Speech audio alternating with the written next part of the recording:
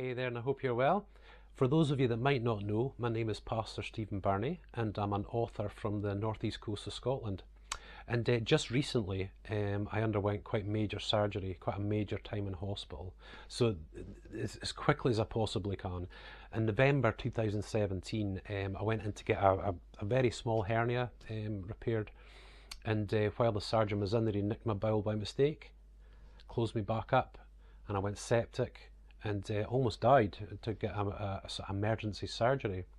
So for the sort of 7 months after that, into 2018, they were kind of hoping that the bowel would sort of heal by itself, but I'd still need surgery in the November of 2018 to correct the issue, and for him to fix what he'd kind of done in there. So I went in for the operation, and the next thing I know, 2.5 weeks later, I wake up in a high dependency unit in a hospital about 70 miles away. And what had happened was I come around from the operation. I'd had food and drink, and rather than the fluids going into my stomach, as it normally does, it went straight into my lungs. It gave me a rare form of pneumonia. And very quickly I began to deteriorate, and they had to put me on a breathing machine. Next, they rushed me through to the hospital, like I said, 70 miles away. I was on the breathing machine for about 5 days in the intensive care unit. Then I was in the high dependency for a few days, and then back into the normal ward, obviously, once I started to improve.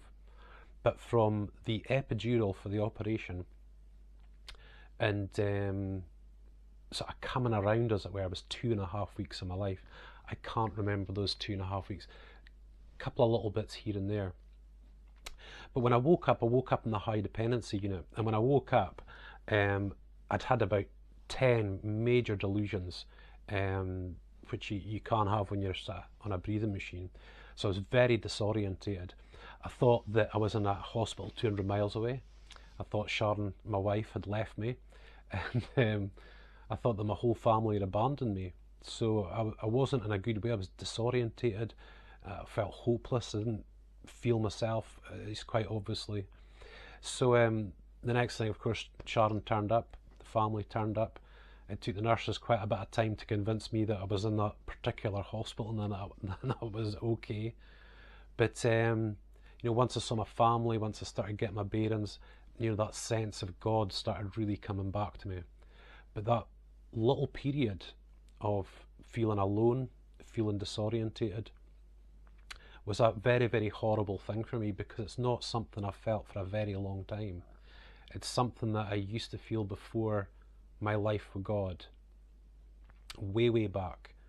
And I got a taste of that again. I got a real taste of that again. And this is what's kind of driven me towards doing this video series, this very short, brief video series, to set about to convince you, the person that maybe doesn't necessarily believe in Jesus Christ, to convince you of him and of his great love for you. And the best way that I think I could ever explain it to you is that if I could bottle, this is my wish, if I could bottle the way I feel each and every day, even if it's a bad day or a good day, and give it to you to drink, you would be sold for Jesus Christ.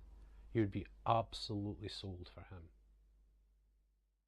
So quite obviously, I can't give you this imaginary bottle to drink, but what I can do is put together this 10-part series, and rather than me preach sermons to you, what I'm going to do is address those things that might hold a person back from Jesus. And this is obviously from experience. I think there's 10 real sort of main reasons. It may well be that you think your sins are too terrible. You might think your mistakes are just so bad.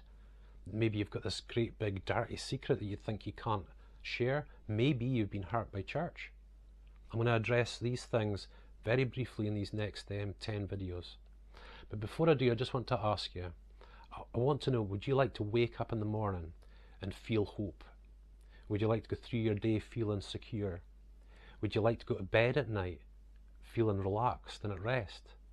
Would you like to look forward and have no fear of the future, no fear of death, or where your life's going? But ultimately, do you want to be happy? It's what we all want, just happiness. And you can have that.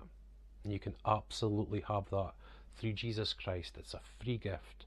And to be honest with you, friend, if you don't believe in Jesus, or you don't necessarily believe in Jesus, honestly, you're living your life with £100 million, $100 million in the bank and not spending it. That's what it's like.